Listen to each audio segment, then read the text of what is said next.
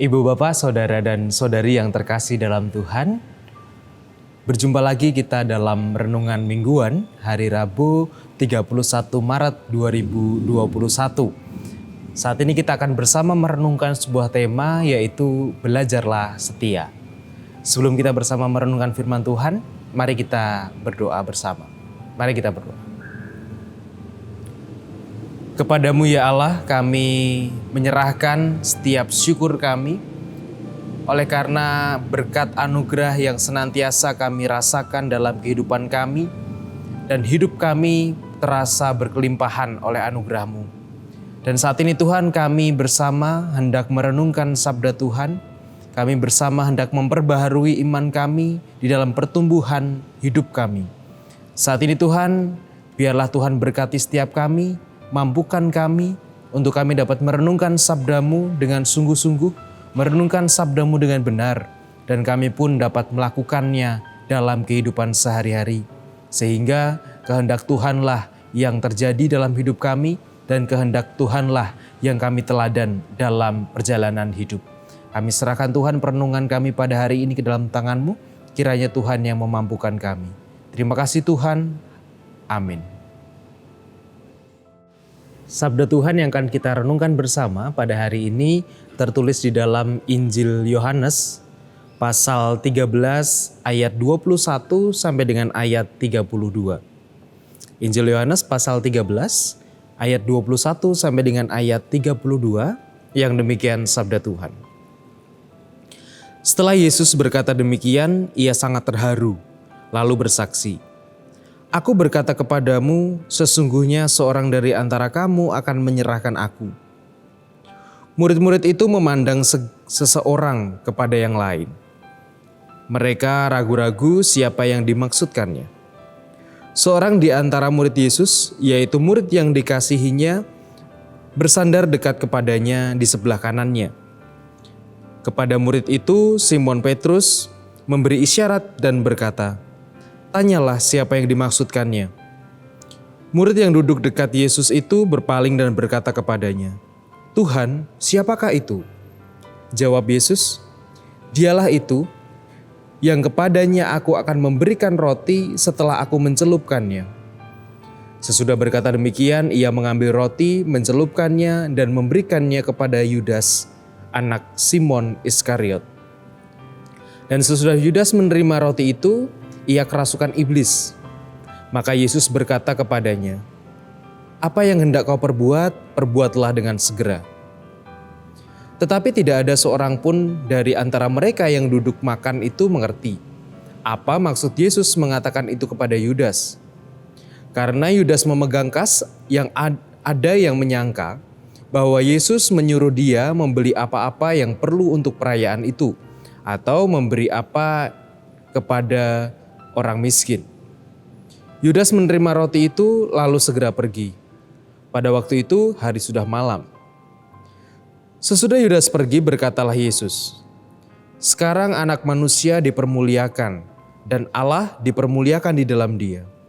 Jikalau Allah dipermuliakan di dalam Dia, Allah akan mempermuliakan Dia juga di dalam dirinya dan akan mempermuliakan Dia dengan segera." Demikianlah pembacaan sabda Tuhan. Yang berbahagia ialah setiap mereka yang dengan setia merenungkan sabda Tuhan dan melakukannya dalam kehidupan sehari-hari. Hosiana. Amin.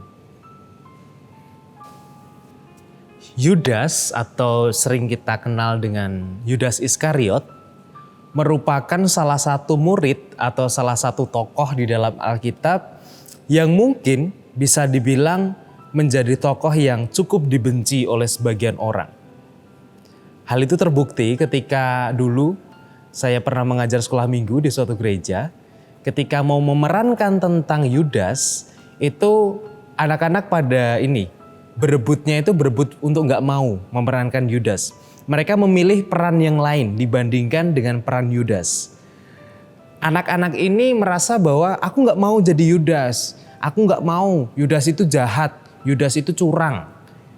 Kemudian nampaknya cara berpikir ini juga mungkin dipikirkan juga oleh sebagian orang begitu. Tentang Yudas yang jahat, Yudas yang curang, dan Yudas yang tidak setia. Dan mungkin kita juga tidak suka dengan tokoh Yudas ini. Nah, tapi pertanyaannya adalah, ketika kita tidak suka dengan Yudas, apakah itu hanya tercermin dalam ketidaksukaan kita? Ataukah justru di dalam kehidupan kita, kita memerankan tokoh Yudas itu?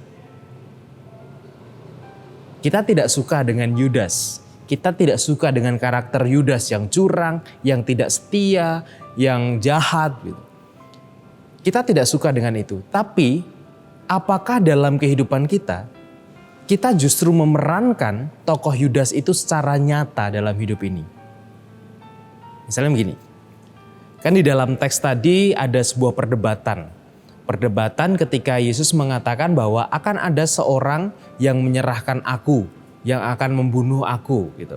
Kemudian murid-murid pada mereka seperti berdebat, bingung. Siapa ya kira-kira ya? Mereka kepo gitu. Mereka pengen tahu siapa sih yang akan menyerahkan Yesus, siapa sih yang tega. Kemudian Yesus menjawab bahwa yang akan menyerahkan adalah seorang yang nanti akan menerima roti yang telah kucelupkan gitu. Nah, kemudian setelah Yesus menyelupkan roti, Yesus memberikan itu kepada Yudas Iskariot. Nah, sampai sini nampaknya para murid atau teman-teman Yudas belum menyangka dengan apa yang dilakukan oleh Yudas, yang akan dilakukan oleh Yudas. Tapi Yesus sudah memberikan clue-clue banyak tentang Yudas ini. Nah, tindakan Yudas itu tentu secara secara moral, secara nilai kebaikan atau nilai kebaikan yang kita pegang sekarang, nilai kesetiaan yang kita pegang sekarang, mungkin bisa dibilang bahwa tindakan Yudas itu adalah tindakan yang tidak setia, tindakan yang tidak benar, tindakan yang tidak boleh dicontoh, tindakan yang tidak boleh diteladan gitu. Tapi kalau kita mau berefleksi dalam kehidupan kita, apakah benar bahwa sifat Yudas, karakter Yudas yang ada di dalam cerita tidak kita lakukan dalam kehidupan atau tidak kita mainkan dalam kehidupan yang nyata kita? Tentang kesetiaan. Apakah kita menjadi murid yang setia ataukah kita justru memainkan peran Yudas, yaitu peran murid yang tidak setia? Peran mana yang kita mainkan? Berperan menjadi murid yang setia ataukah berperan menjadi murid yang tidak setia? Misalnya, ketika ada di antara kita membicarakan tentang keburukan orang. Dibicarakan terus tentang keburukan orang, ini tuh sukanya ini sebagainya. Kemudian cerita itu kita sebarkan ke yang lainnya, kita sebar luaskan ke yang lainnya sehingga semua orang tahu tentang keburukan, tentang sifat buruk dari si A ini. Jika itu yang kita lakukan, apakah kita orang yang setia ataukah kita orang yang memainkan peran Yudas di dalam ketidaksetiaan? Kira-kira peran mana yang kita mainkan dalam kehidupan sehari-hari kita? Orang yang setia pada ajaran Tuhan, pada perintah kasih Tuhan, ataukah peran yang tidak setia? Seperti tadi, membicarakan keburukan orang dan menyebarluaskannya, bukankah itu adalah tindakan atau peran ketidaksetiaan yang dimainkan oleh Yudas yang kita adopsi dalam kehidupan sehari-hari kita? Tuhan memberkati. Amin. Saat ini marilah bersama kita menghayati diri kita untuk masuk dalam hari mendekati hari Paskah dengan kita menyerahkan kehidupan kita, menyerahkan syukur kita, dan menyerahkan setiap pokok-pokok doa kita kepada Tuhan. Kita akan berdoa bersama. Mari kita berdoa.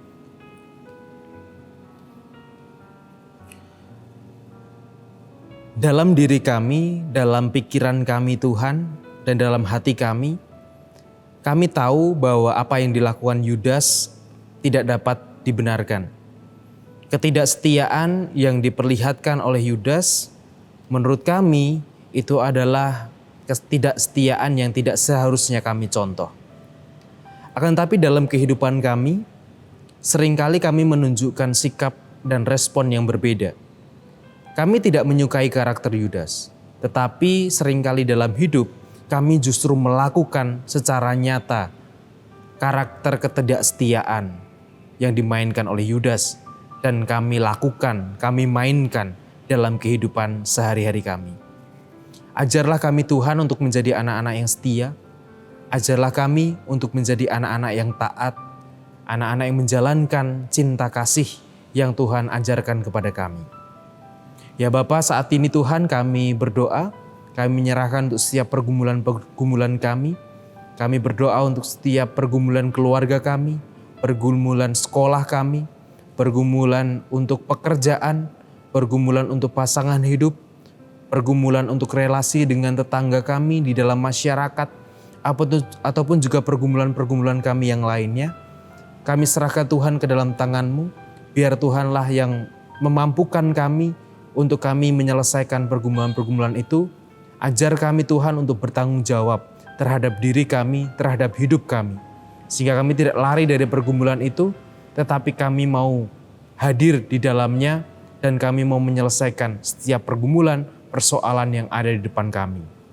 Nah, saat ini Tuhan kami juga berdoa bagi orang tua kami yang oleh karena usia yang semakin bertambah tua dan fisik semakin menurun, sehingga itu pun juga berpengaruh dengan kesehatan mereka.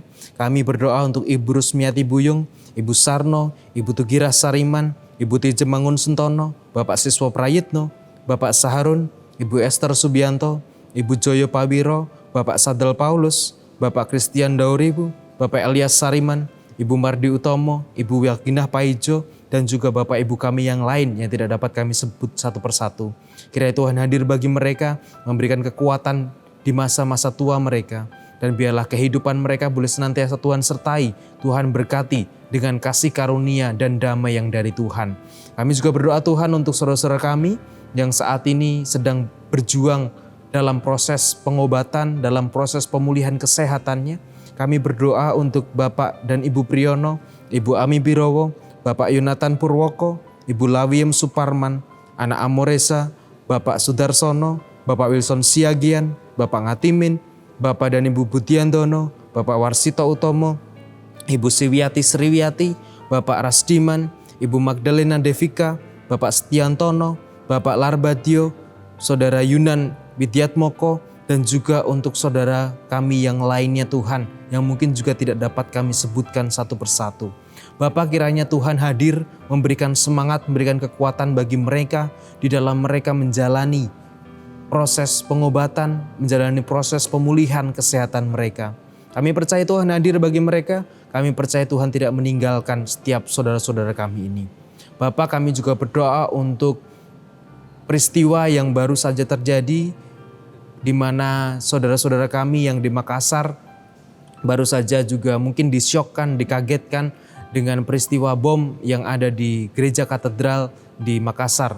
Kiranya Tuhan berkati saudara-saudara kami di sana, biarlah peristiwa itu tidak membuat mereka menjadi takut, tidak membuat mereka menjadi gempar, tetapi biarlah Tuhan hadir memberikan kehidupan bagi mereka.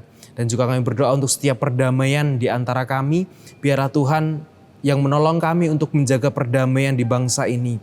Ajar kami untuk menjaga toleransi di antara kami. Dan ajar kami Tuhan untuk menyadari bahwa keutuhan bangsa ini ada di tangan kami. Kami serahkan Tuhan kehidupan kami serahkan setiap saudara-saudara kami dimanapun mereka berada di dalam setiap pergumulannya. Dan kami mohon biarlah Tuhan yang hadir dan menguatkan kami untuk menjalani langkah-langkah kami ke depan. Di dalam-Mu ya Tuhan kami serahkan hidup kami. Terima kasih Tuhan. Haleluya. Amin.